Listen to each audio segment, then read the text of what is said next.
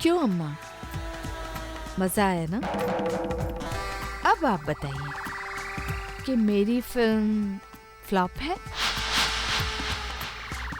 कि हिट? वाह लाड़ी, तुम्हारी फिल्म फ्लॉप कैसे हो सके? वो तो हिट ही है।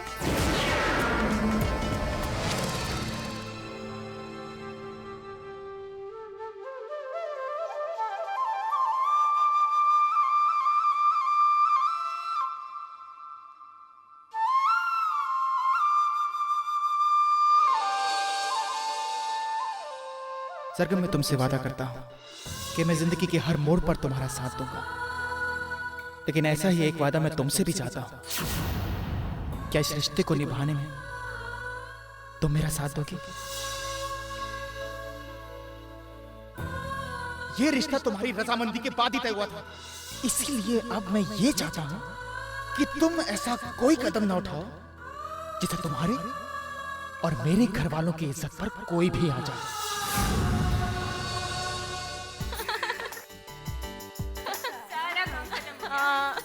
सरगम, तू यहाँ बैठी है? देख तो कोई मिस्ड कॉल आया है, किसका है?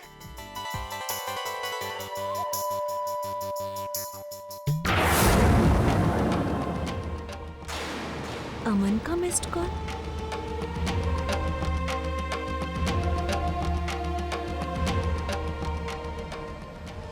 अरे सरगम, अचानक कहाँ गायब हो गई थी तुम?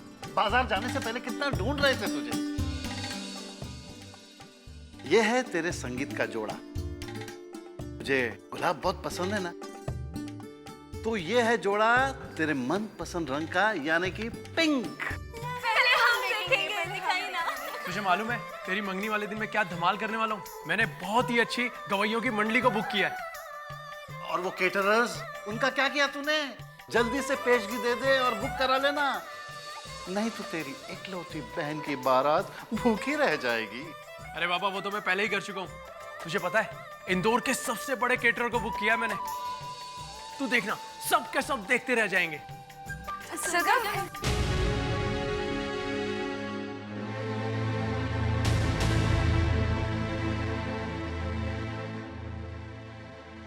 बेटी, सब ठीक तो है ना?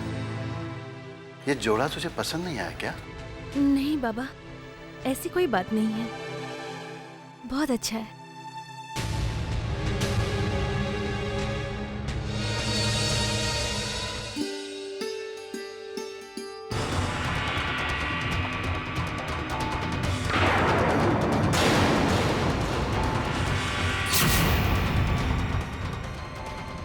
क्या हो रहा है इसे?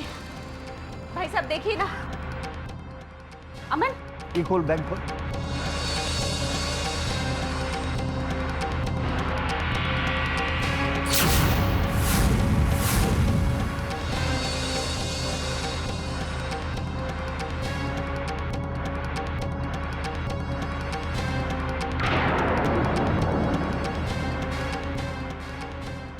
रिलैक्स।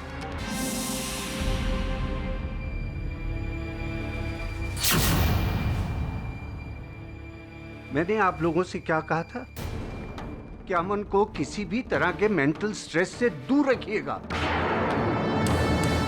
लेकिन मेरी बात पर ध्यान कौन देता है इस घर में? डॉक्टर साहब, हमें क्या पता था कि वेदांत अचानक से यहाँ आ जाएगा और ये सब हो जाएगा। वेदांत? वेदांत आया था? क्या कहा था उसने? दरअसल भाई साहब, वेदांत ने अमन को बहुत भला बुरा कहा, इस पर लांछन भी लगाया। कह रहा था कि अमन सरगम को उससे छीनने की कोशिश कर रहा है।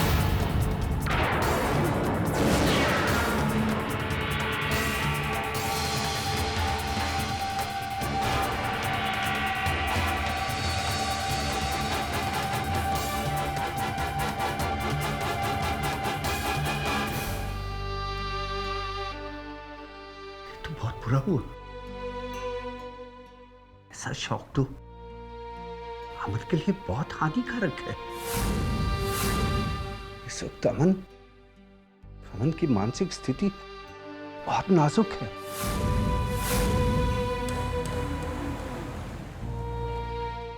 देखिए, हमारा ब्रेन, हमारा दिमाग बहुत नाजुक होता है, ब्रिटल, बिल्कुल एक कांच के बर्तन की तरह होता है। जरा सी चोट लगने से इसमें दरार पड़ सकती है।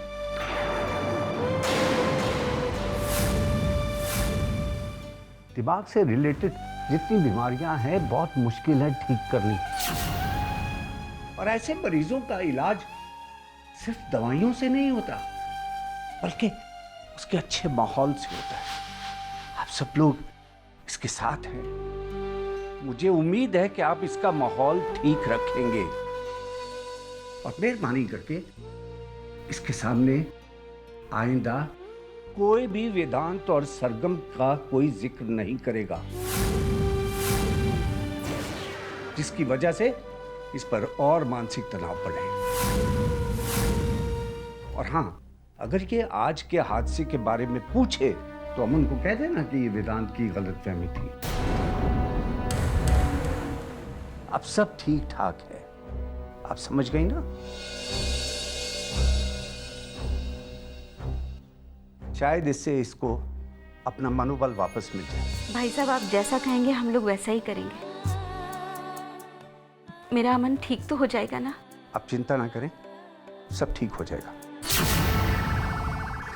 पर मैं जब तक हूँ ऐसा कैसे हो सकता है डॉक्टर साहब?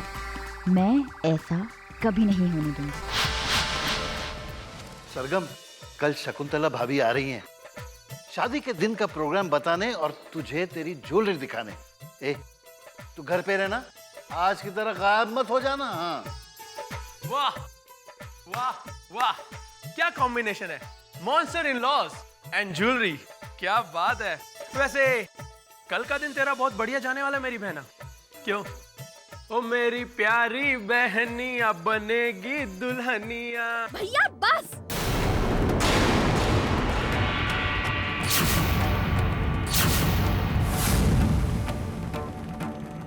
सरगम, ये तेरा बड़ा भाई है, ये कोई तरीका हुआ? आई एम सॉरी भैया, प्लीज मुझे माफ कर दीजिए।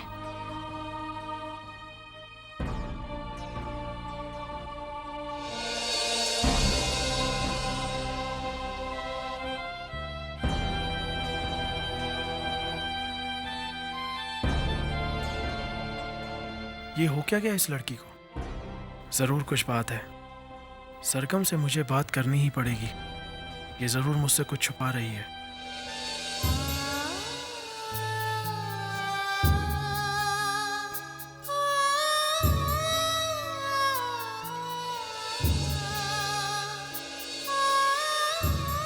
एक आम लड़की की जिंदगी सामाजिक रस्मों रिवाजों से बंधी होती है, पर एक आम लड़की का दिल भी तो होता है। क्या उसे प्यार करने का, अपने दिल की आवाज सुनने का कोई हक नहीं है?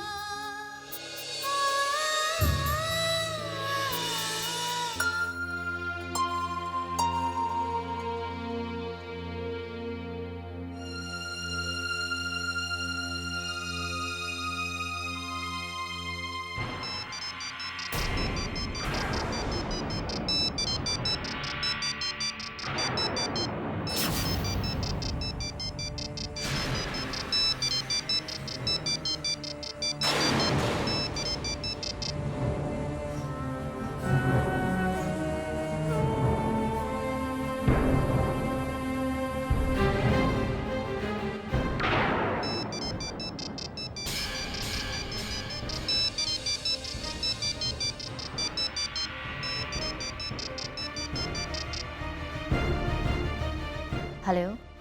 हेलो, क्या मैं अमन से बात कर सकती हूँ?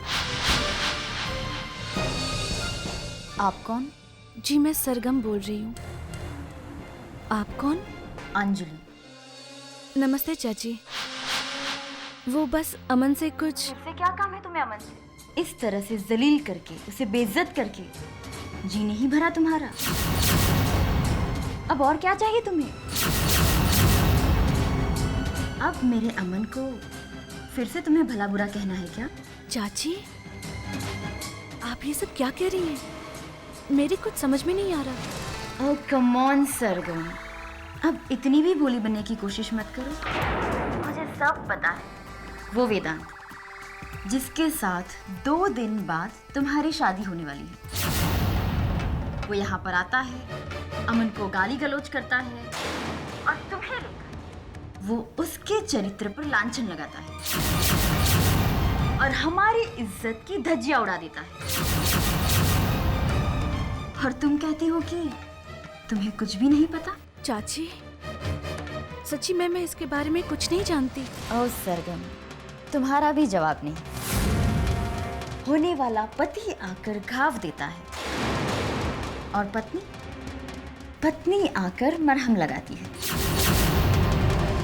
लेकिन एक बात कान खोलकर सुन लो सरगम, मेरे सामने ये नौटंकी नहीं चलेगी। अब तक तुमने हमारे अमन के लिए जो कुछ भी किया, हम उसके लिए तुम्हारे आभारी हैं। लेकिन बस अब हम पर एक मेहरबानी और कर दो। आज के बाद उसे मिलने की या उसके साथ बात करने की कोशिश भी मत करना। समझ गई तुम? चाची प्लीज।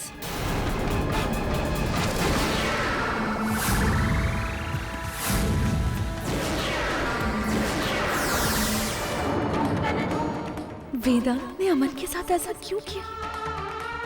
क्यों कर रहा है वेदांत ऐसा? कहीं वेदांत को ये तो नहीं पता चल गया कि मैं अमन से प्यार करती हूँ?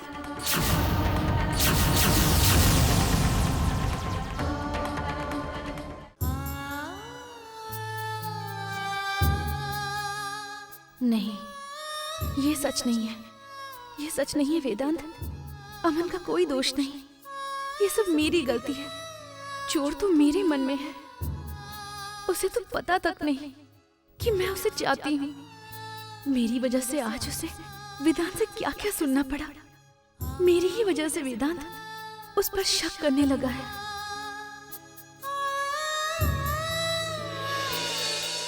मुझे वेदांत को सब सच बताना पड़ेगा।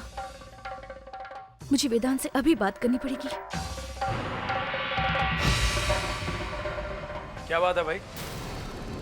अरे भैया आप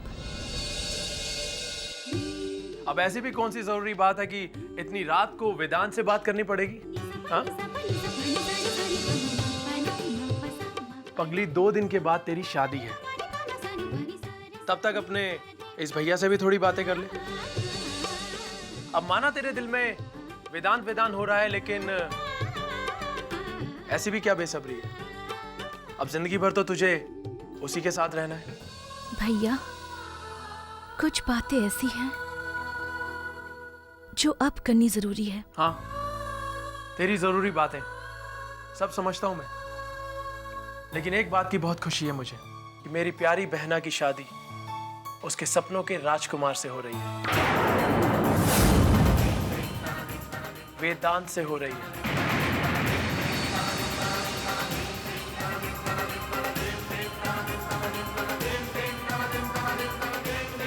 और तू देखना, वेदांत तुझे बहुत खुश रखेगा, बहुत खुश। हाँ, और रही बात मेरी, तो मुझे तो तेरी बिल्कुल भी याद नहीं आएगी। No veg.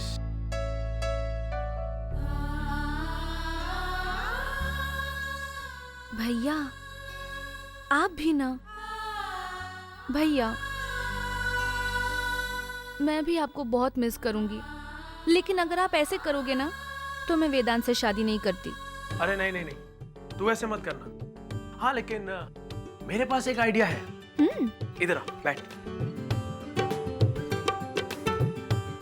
मैं सोच रहा हूं क्यों ना हम वेदांत को अपना घर जमाई बना लें।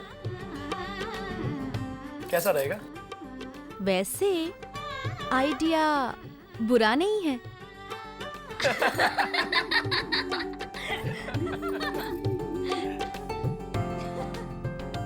बस हमेशा ऐसे ही खुश रहना।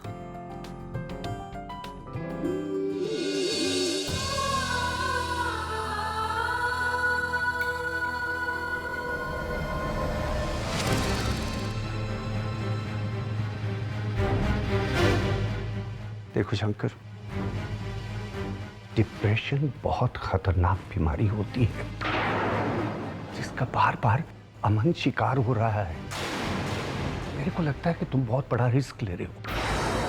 कि भगवान ना करे कल को उसे कुछ हो गया और उसके घर वाले यहाँ पर आ गए जिन्हें हम जानते तक नहीं, और वो हम पर आरोप लगाने लगे कि हमारी वजह से इसकी ये हालत हुई है, तो हम क्या जवाब देंगे, क्या एक्सप्लेनेशन देंगे, ये बताओ।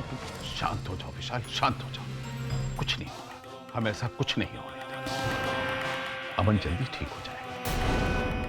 दुर्गा को देखा तुमने, कितनी खुश है आजकल। ऐसा लगता है जैसे उसे नई जिंदगी मिल गई। पोते को पाकर अपनी सारी कमियां पूरी करनी चाहती है। मैं कैसे उससे उसका पोता छीन लूं? अगर तुम एक हकीकत भूल रहे हो शंकर, वो तुम्हारा पोता नहीं है। अरे वो एक अजनबी है जिसके बारे में हम कुछ भी नहीं जानते। तुम कुछ भी कहो विशाल, मुझे ऐसा लगता है कि जरूर मेरा उससे कोई रिश्ता है। मेरा अपना लगता है वो। मैं उसे अपने कलेजे में छिपा कर रखूंगा, आज भी नहीं आने दूंगा। गणपति की सौगंध, मैं उसका अच्छे से अच्छा इलाज कराऊंगा। ठीक हो जाने के बाद अगर मुझे छोड़कर जाना भी चाहेगा ना, तो मैं रोकूंगा नहीं उसे। कलेजे पर पत्थर रख लूंगा विशाल। तब तक शायद बहुत देर हो चुकी होगी शंकर। वक्त के साथ साथ ममता का बंधन भी बहुत ज्यादा मजबूत हो जाता है। क्या भाभी बेचारी उसकी जुदाई सह सकेगी? सब ठीक हो जाएगा, मुझे ईश्वर पर भरोसा है। वो सब कुछ ठीक करेंगे विशाल। अब तो ईश्वर पर ही भरोसा रखना पड़ेगा, क्योंकि हमारे हाथों में तो कुछ भी नहीं।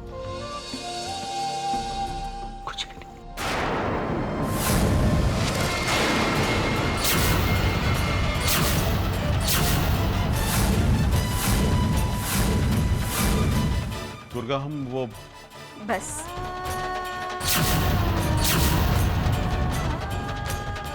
मुझे कुछ भी बताने की जरूरत नहीं है। मैंने सब कुछ सुन लिया है।